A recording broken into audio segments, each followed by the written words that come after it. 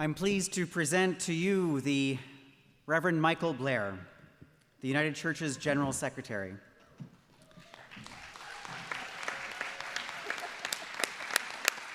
Michael has been the General Secretary since November 2020, taking the role at a rather critical time in the Church's history after a major restructuring and as the Church was still reeling from a pandemic.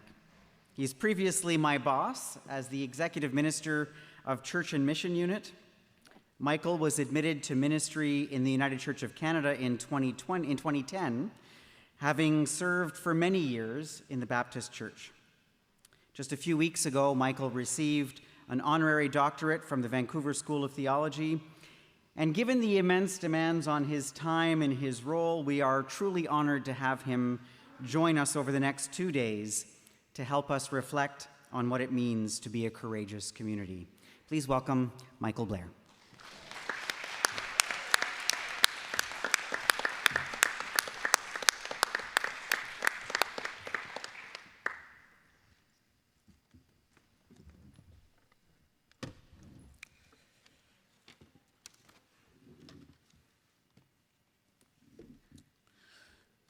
Thanks, Eric. I'm always nervous when staff colleagues have the opportunity to introduce me, so I'm grateful for your few words. It is a deep pleasure to be with you for the next 2 days and to have the opportunity to share with you around your theme of being courageous communities. It is an interesting time to be in the life of the church. I think it's the greatest time to be in the life of the church, in spite of all the challenges that we find ourselves in. The pandemic that we have just been through in terms of the strong impact of that, and we still continue to live with the reality of it, has been an incredible gift to the church. I know most of us don't see it that way, but it is an incredible gift to the church, to the people of God, because it has become a moment for us to reimagine what it means to be the people of God for such a time as this. It has taken away everything that we hold dear and things that we are comfortable with. The challenge we find ourselves in this time is that way too many of us are yearning for the days that will never, ever, ever, ever come back. And we are held captive by a yearning for that which is gone, rather than finding the courage to embrace that which is to be. And so this morning and tomorrow I have an opportunity to reflect with you. What I would like to do is to disturb you,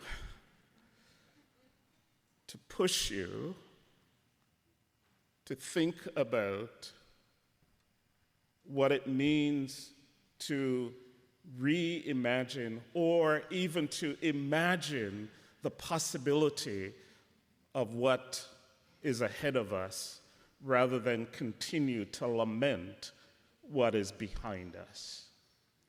And friends, let me probably begin with where I want to end. If we continue in a place of lament for the past, we might as well pack it up now, because the future, the present and the future that God is calling us to will require incredible courage. So I invite you into this space of reflection, but also know that some of what I may say this morning, you may vehemently disagree with me, and that's okay. Look forward to the conversation that we may have. I want to begin, though, by inviting us into a prayer. And I was reminded a couple weeks ago by a friend that this is perhaps the most dangerous prayer to pray. And it's dangerous because the Spirit is mysterious and mischievous. And we never know what the mischievous spirit may do. And so I invite you to pray with me these words: "Come, Spirit, come." Let's pray together. Come, Spirit, come. So, we are in this time, a time when we have been reminded again of the inequities that exist in our world. A time in which what we valued in the sense of a kind of community has been taken away from us, and we've had to think again what community means. We're in a time where Sunday morning at 10:30 or 10 o'clock or whatever time your congregation meets, it's easy to pour myself a coffee with my PJs on and sit in front of my computer and worship. A few years ago, and when I was, just before I was admitted to the Order of Ministry in the United Church of Canada, the Toronto Conference at the time, probably not knowing, invited me to be the celebration of ministry preacher for their service. And one of the things I'm known for in Toronto Conference is the comment that Sunday morning has to be better than sex. I still believe that. And especially in these days, I think we have to give people a purpose to get up, to get dressed, and to come to worship on a Sunday morning. The days are gone when we can simply assume that people are going to show up simply because it's church.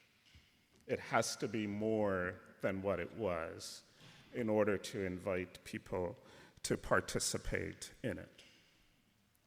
So I want to think with you this morning, then, what does it mean to be courageous communities today? I want to start by taking a look at a text from Isaiah chapter 58. And then I want to tell you stories about 3 communities of faith, 2 local congregations, and an ecumenical institution. And I want to tell you the stories because I want to begin to then harvest what I think are some of what it means to be courageous communities today. And then I want to end our time together by pulling out what I think are some of the characteristics of courageous communities, and then to invite you in a few minutes of table group for a conversation. So that's where I plan to go today.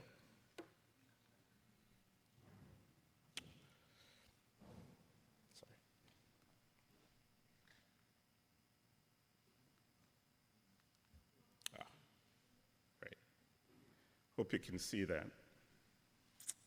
So this text from Isaiah chapter 58 is a text that increasingly I find myself coming to terms with.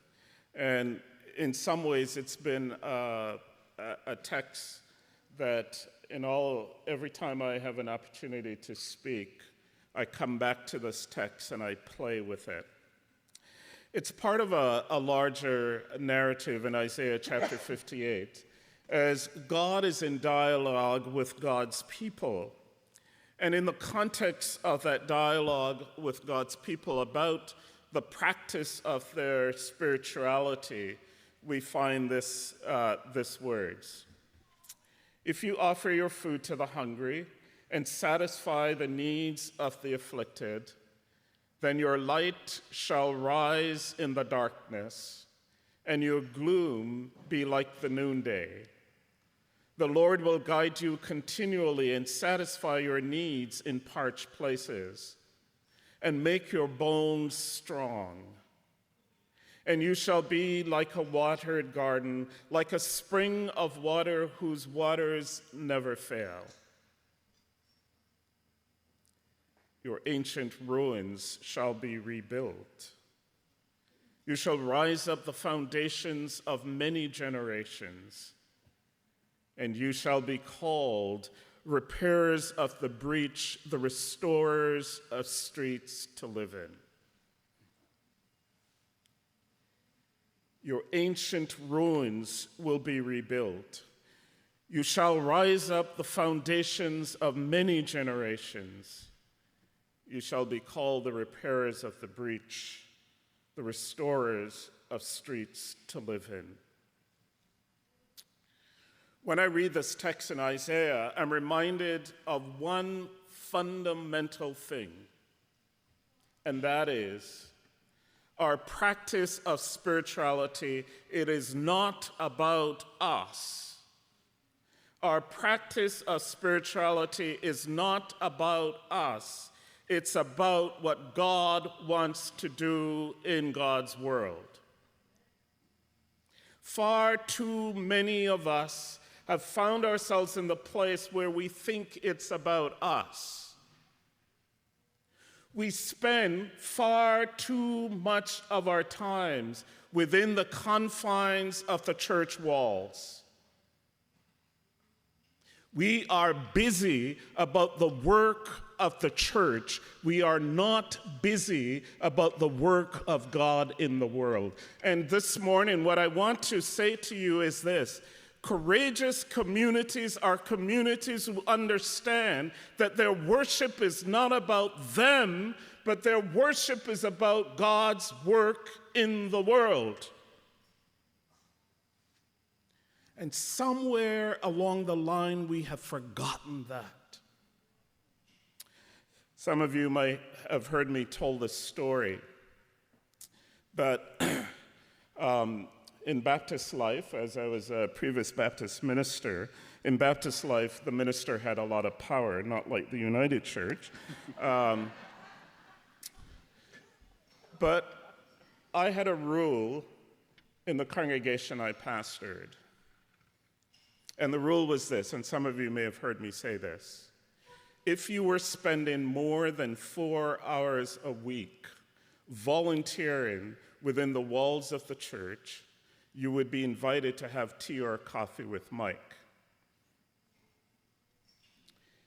And that was because if you were spending all your time within the walls of the church, you were not out building the relationship and making an impact and a difference in the world, because that is what God has called us to. We get too busy because we have forgotten this: that the practice of our spirituality is about seeing, rising up the foundations of many generations. It's about being the repairers of the breach. It's about being restorers of streets to live in. That's what we're called to do. And so I want you to think for a minute what it means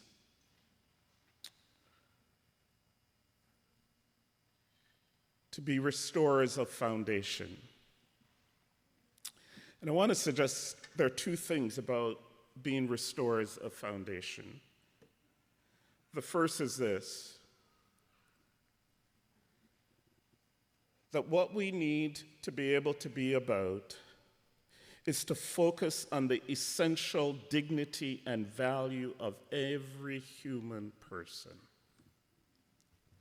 Friends, we are part of a tradition that has denied in a very critical and violent way the reality that every person bears the image of God. And part of what our work is to ensure that the dignity of every human person is being honored and valued. We have come through a time of racial reckoning, but what's the challenge? What's the issue behind racial reckoning? It's been about the reality that people who look like me, people with my skin tone, have been seen as less than by the people who claim to be followers of a God who created this world. We have forgotten what it means to affirm the essential dignity of every human person. Many of you have been engaged in the affirming process, and that is part of reimagining again or reaffirming the essential dignity and worth of every human person. And yet,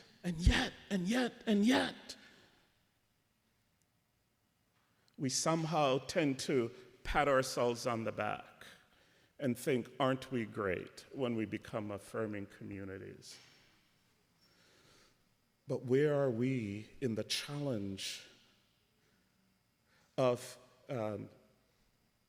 LGBTQ communities who continue to struggle? Where are we in fighting for justice for LGBT community in Uganda? Where are we in fighting for justice for LGBTQ communities in Jamaica? Where are we? Where are our voices about being lifted up, about the fact that the very basic dignity of human persons are being denied by people we call brothers and sisters in the faith all over the world? Where are our voices? And I think what we need to remind ourselves again is that we are called as part of the task of restoring the foundation is to focus on the dignity, the basic human dignity of every person. If we actually and honestly believe,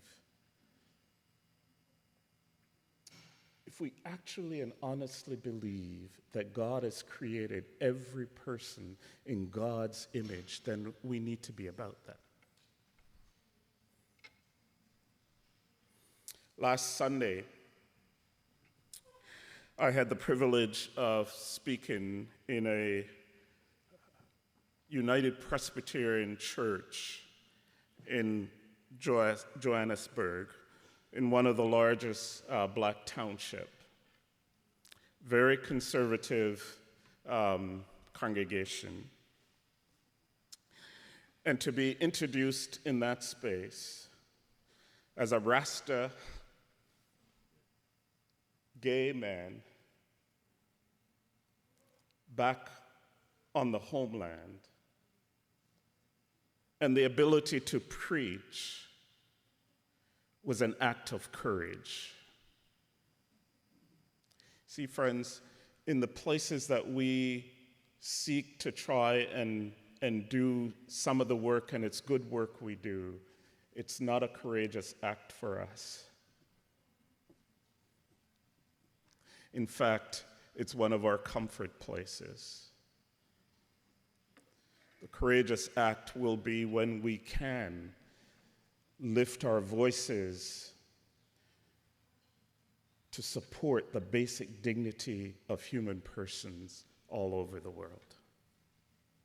The second thing about restoring the foundation for me is this, is that we need to remember the interrelationship between humanity and creation. We're in a time of climate crisis, and it is because we have forgotten the connection, our connection with the earth. And so it's important for us. We need, you see, one of the things about restoring the foundation for me around the interrelationship between humanity and creation is that we need to listen to the voices of those who are marginalized, who can tell us something about what it means to have that vital intersection and connection with creation. We acknowledge the land that we live on, but are we actually listening to Indigenous folks about the value and the connectedness of the creation, the entirety of the creation? Which lead me to the third thing that is not on here in terms of the restoration of the foundation. It is about building relationship. It's fascinating. It's interesting. My partner is from the Philippines. And when we first got together, he loved going to church with me. But he soon discovered something interesting, that when he went to church with me, nobody talked to him. So now he'll drive me to church, but he doesn't come in, because so much of our time and energy is taken up with connecting with who we know that we don't connect with those who we don't know. And we do it inside the building and we do it outside the building. Our inability to build relationship with people in our communities is something about what it means to be restorers of the foundation.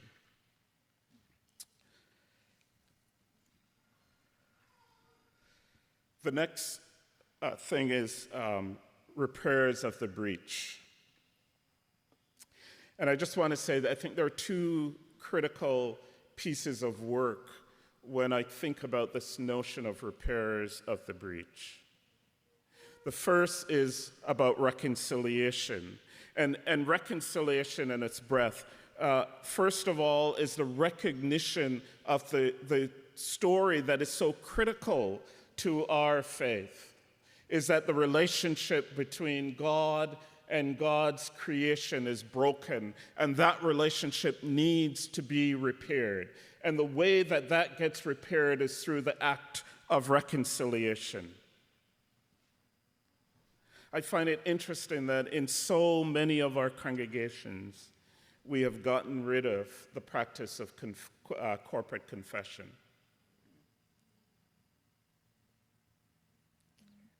That it's in very few of our liturgical, even though it's a part of our liturgical history, but we have grown up. And in some ways, part of our growing up is that we have forgotten the fact that we are people who are in a relationship that is broken, and that relationship needs reconciliation. And so as a people of God, when we gather, we are conscious that we are in broken relationship, and part of the work of repairing the breach is to begin to admit to that brokenness and to ask for forgiveness and grace to be able to continue to live and work and do the ministry that we're called to. But we also recognize the brokenness that has happened in our world. We're conscious these days in the context of Canada of the relationship between the Indigenous, the settler community and the Indigenous church. And there's a need for reconciliation. Friends, many of us are aware of how the colonial project of the Christian faith has brought about the kind of violence that has happened to the Indigenous communities, not only of this land, but across the globe. We're becoming more and more conscious of it, but I'm not sure we totally understand the depth of the brokenness of the relationship and what needs to happen. Many of us aren't even conscious of the impact of the transatlantic slave trade and its impact on the lives of people of African descent, not only here in Canada, but across the globe. Being in South Africa has reminded me again of the horror and the violence of a system that didn't see people as human beings.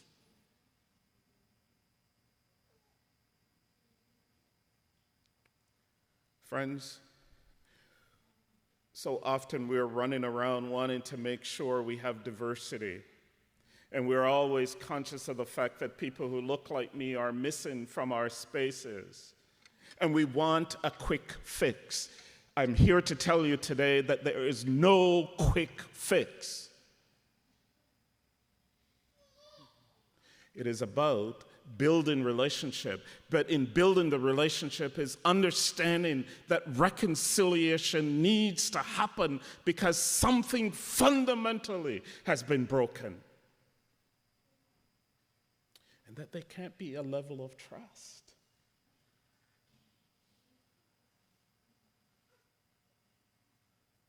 When the scriptures, which were meant to be a liberative tool, have been used as a tool of violence,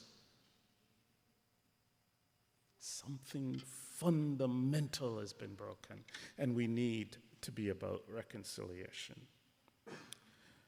But we also need to be around reparation.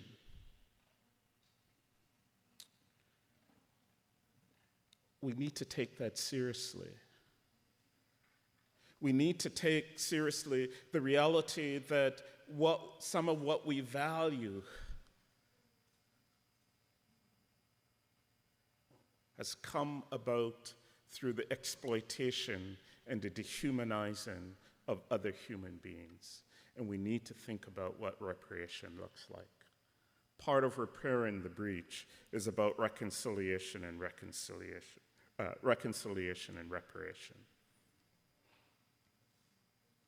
What does that mean? What does that look like for you? Is it something that you kind of do grudgingly, or is it something that you embrace as part of the work of God's healing in this world? That we need to take seriously the need to repair, and part of that reparation means that we need to acknowledge that some of what we have came from the exploitation of others, and we need to do something about that. But the third thing we're reminded from this text of Isaiah is this: that we are called to be restorers of streets to live in. I love this image. I'm still mining this particular image. Restorers of streets to live in. For me, that's a sense of kind of safety. It's a place of being at home. It's about being community. It's about being free.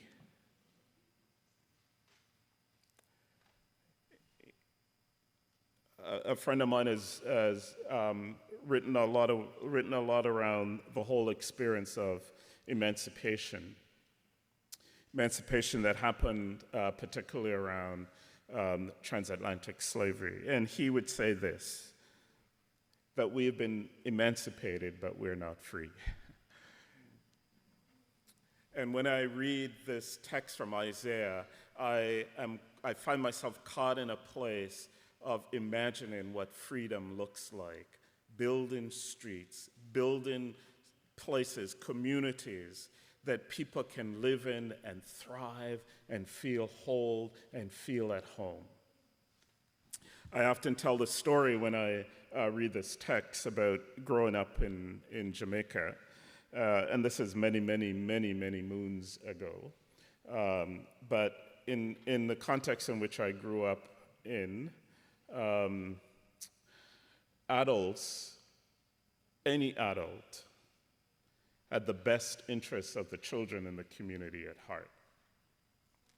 Now, what that meant is that if you misbehave on the street, any adult could punish you. And you would pray with every ounce of breath you have that they never told your parents, because you would get it a second time.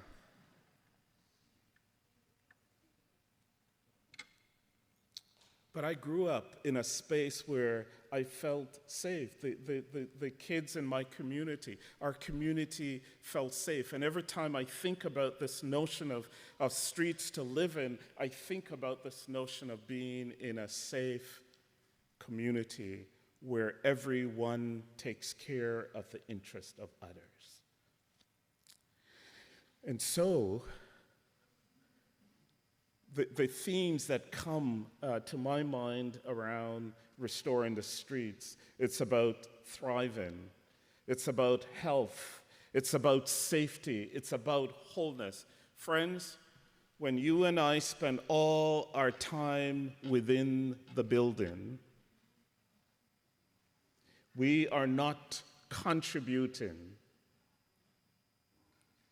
to restoring streets to live in. Because when we're in the building, we don't know how unsafe and the potholes that are in the street. And so we're called. The courageous act, let me say it this way. Told you I was going to kind of push you a little bit. The courageous act for us,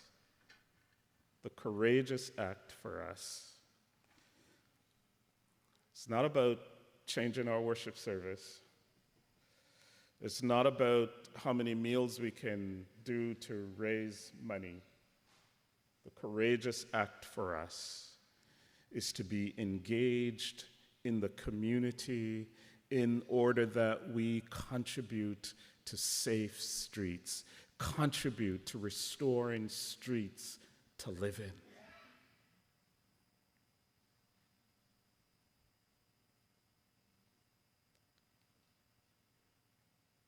For many of us, that feels scary. And that's why we need courage. See, courage isn't just about,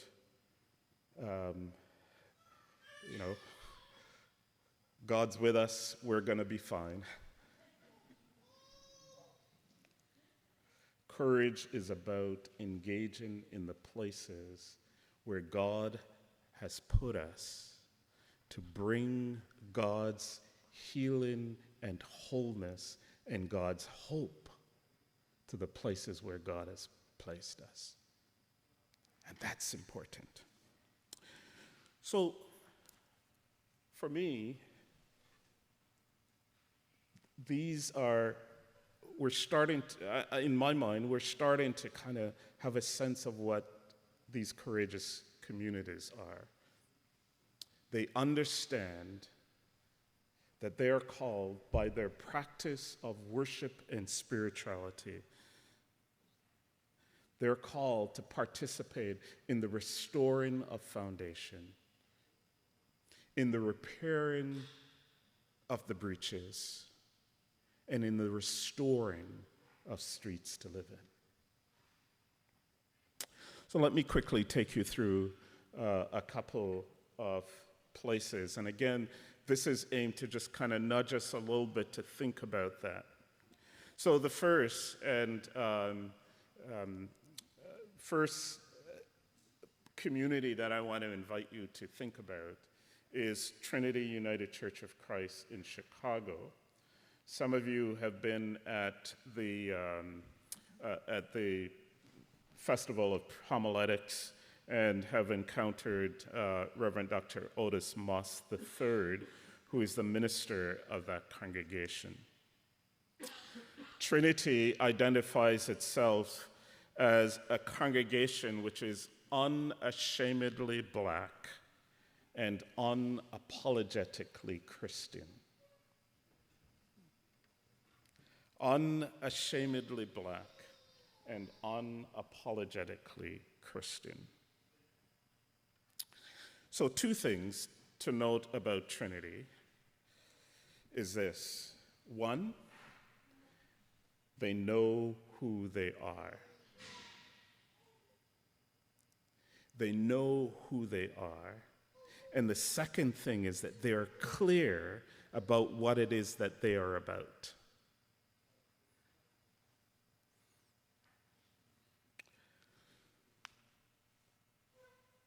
One of the things that challenges me about Trinity is this, or at least pushes me to kind of think, is this, that far too many of our congregations are about everything and nothing.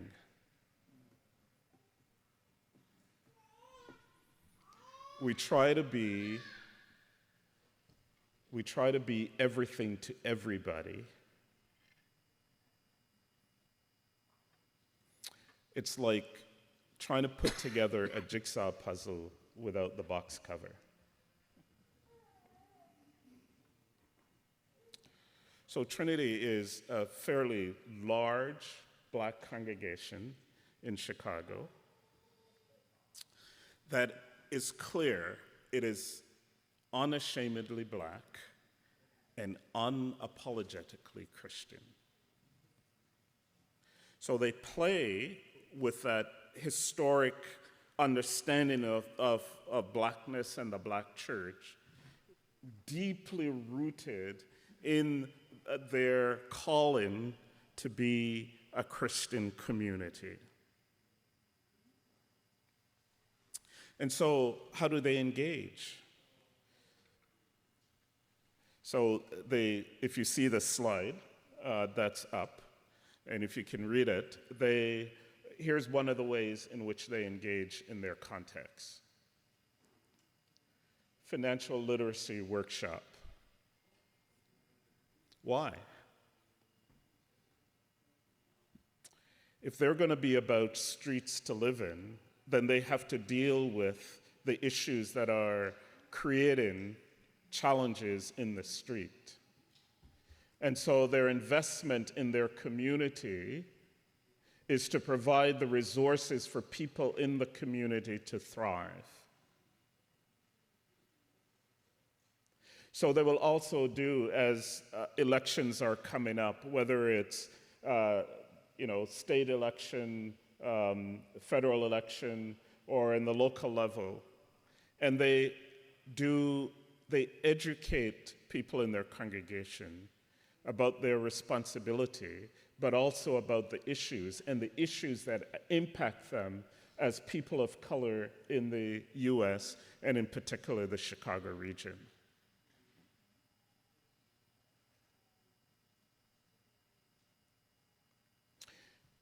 This week, they're hosting a celebration for all the students who are graduating from high school and colleges, who are part of their congregation. They're acknowledging the milestones. They want to be sure that the people, not only who are part of the Trinity family, but the people who are part of the Chicago region understand and know something about what this Black, unapologetically Christian church is. It is not a pie in the sky. It's not somewhere over there life is going to better, but it's about an engagement in the issues that are impacting the lives of people in the here and now. If I were to ask you today, what are the issues in your community? Could you list them?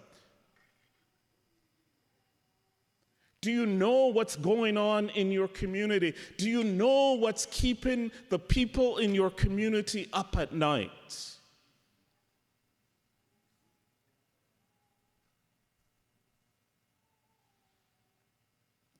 Courageous communities are communities who are clear about who they are and are communities who are engaging with the context in which they find themselves.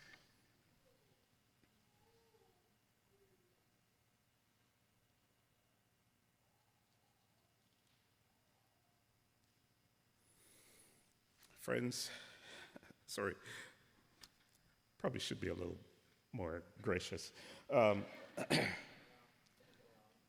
Friends,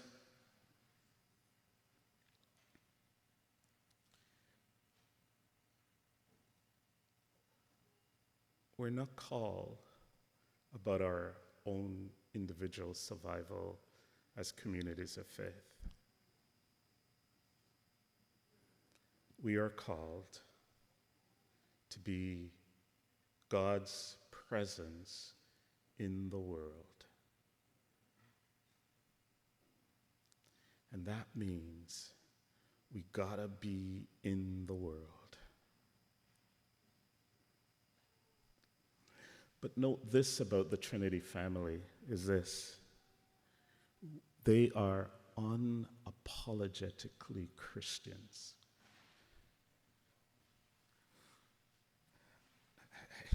Believe me,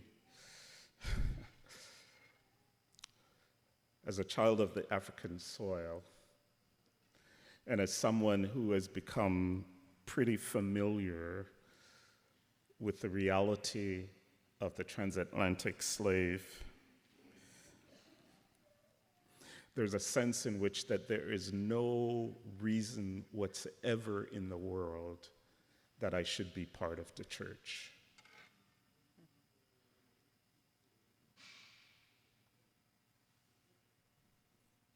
I've experienced personally more hurt in the context of the church than I have in the society outside the church. And part of the pain is that I expect different from the church, because I understand something of the fact of God's love and care and the fact that we say all the time, all are welcomed. I know that. I expect that. And I'm disappointed. So I'm not naive here. I'm not naive. I'm not trying to be naive. And I'm not trying to be wishy-washy. But I think there is something fundamental about our ability to say, we are the people of God. We are people who follow Jesus Christ. And so we engage in the world. And that engagement doesn't mean that I put you down in order for me to find my place, but that engagement means that we can coexist together. We have given up the ground way too often. A few years ago, we had an imam who was part of the partner council of the United Church. And he came as part of a partner council visit. And people got their shorts in a knot because they had planned this worship that was very Christian. And they were fluffing around and apologetic. And he said, look, folks, I came knowing that I was coming to a Christian meeting. So why all the fuss? If you came into my context, I wouldn't be changing the way I do things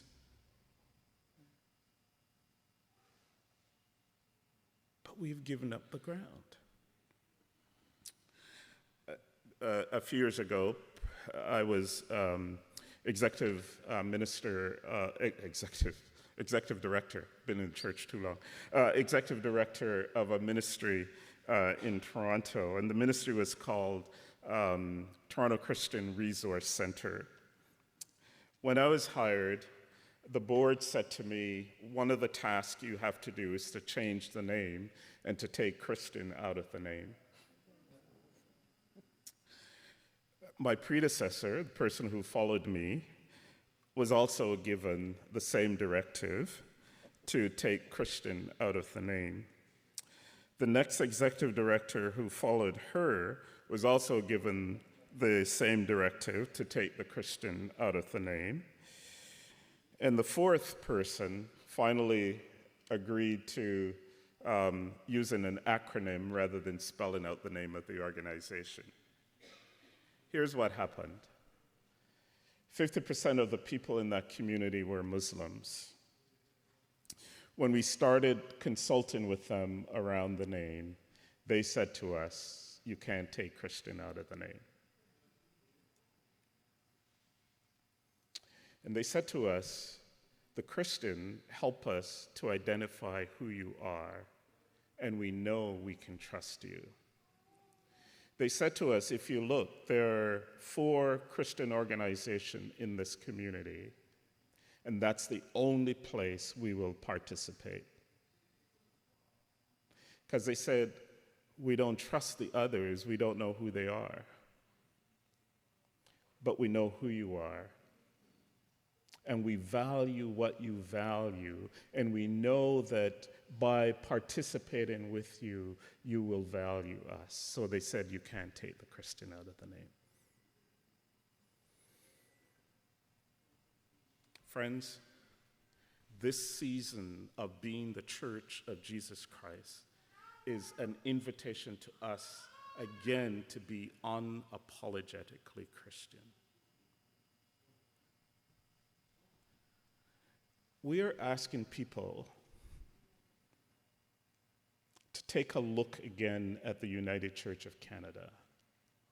But if we can't be clear about where we stand and what we have to offer, why would anybody in their right mind want to be part of us?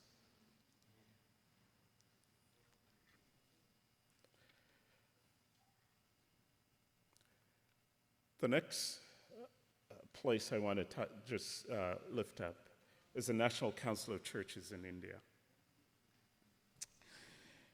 If you know about the Indian context, you will know that India is rooted in a caste system. And the Dalits, or the untouchable, is one of those groups in the Indian context. You will also have a perception that the Indian context is very conservative when it comes around sexuality.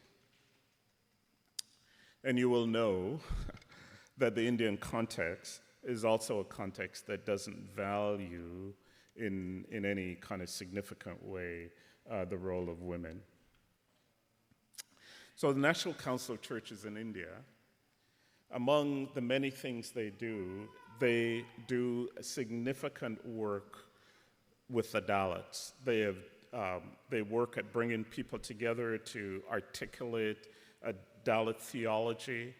They advocate against manual scavenging, which is the work that most people in the Dalit community do. They find ways to lift up the reality and the identity of Dalits. And in the context of a culture that is so rigid around the boundaries of casteism, this community of faith chooses the courageous space of addressing issues that aren't embraced broadly by the society. The National Council of Churches in India is one of the largest. There are 30 member churches, and it's the institution in India that is the most progressive around the inclusion of gays and lesbians in the life of the church. The work is led by an Orthodox priest. So get that. Orthodox priests leading the work around the full inclusion of gays and lesbians. But here's what even more profound.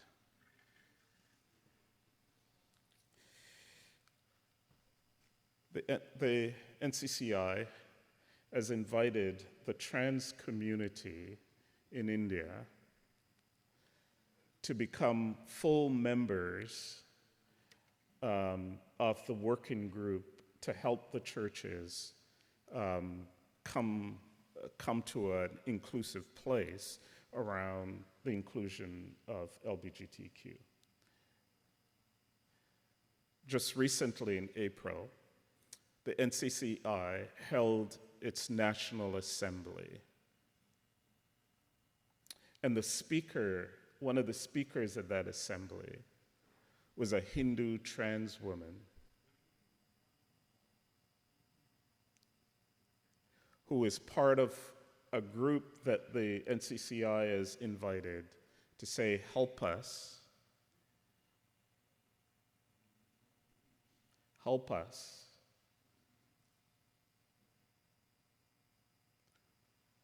work towards inclusion.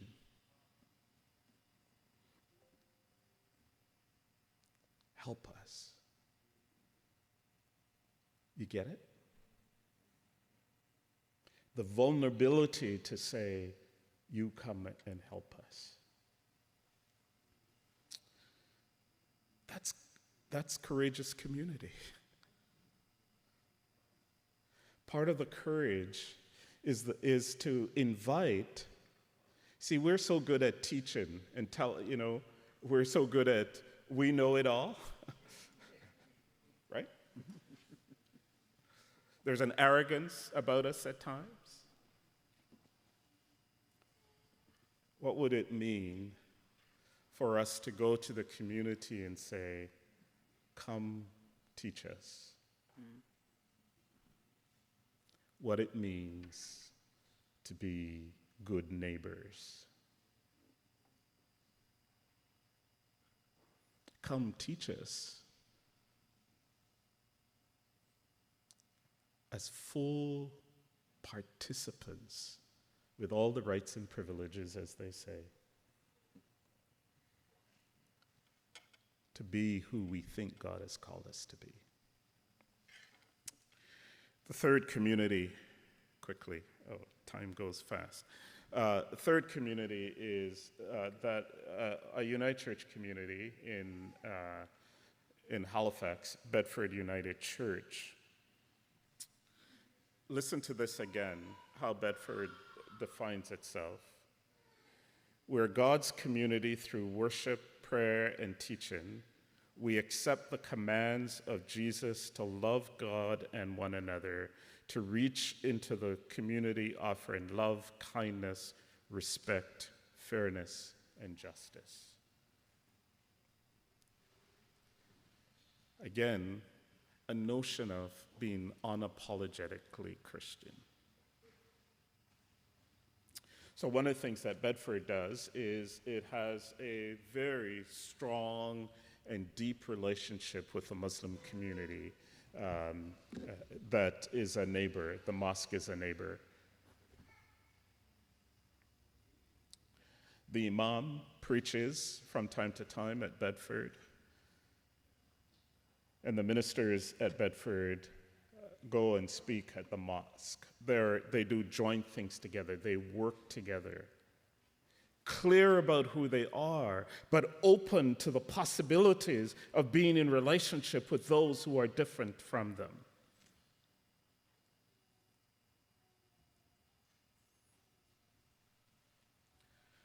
So, what does it mean to be courageous communities?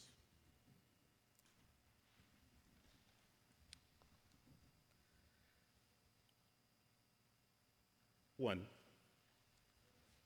Courageous communities are communities that understand that who understand that their spirituality is about God's work in the world.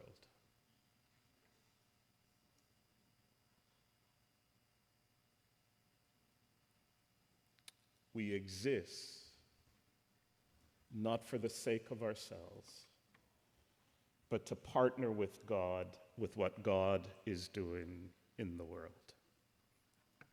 The second thing about courageous communities of faith is this: they are intentional.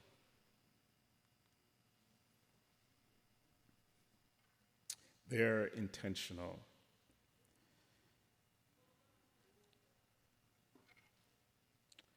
They don't trust that stuff will just happen. They're committed to making things happen.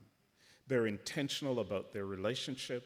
They're intentional about the ministry that they do. So, one of the things if you went on the Trinity UCC website, and this may give some of us the kind of creepy crawly, but they have a framework and an expectation for the people who are a part of their community. Friends, how do you evaluate your ministry when you're not clear about what it is that you want to see happen? Right? They're intentional. Courageous communities are intentional. They do the work.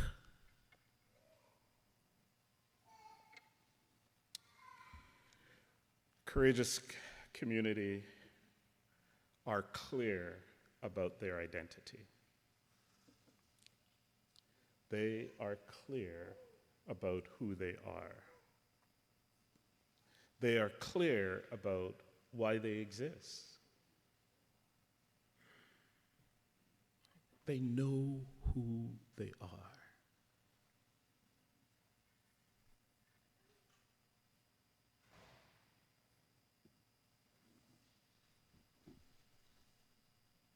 They know who they are.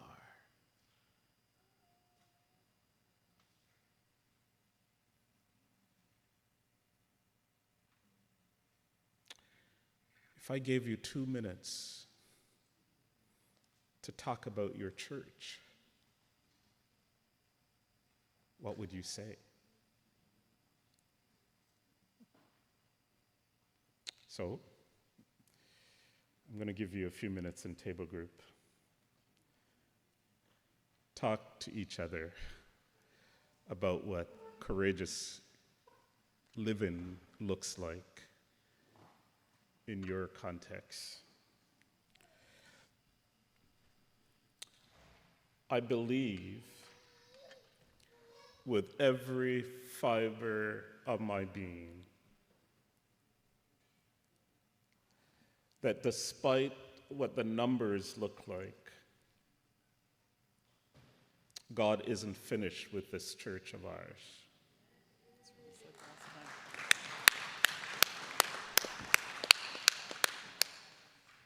And I know that whatever God has in store for this church will be because you and I come to understand something of the reality of the fact that we exist as the people of God, not for the sake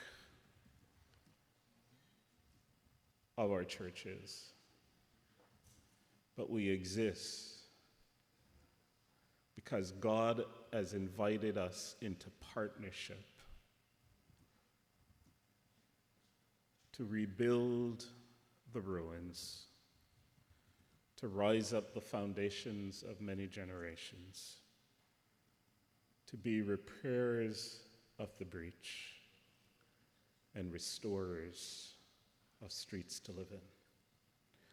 May it be so. Ashe and Ashe.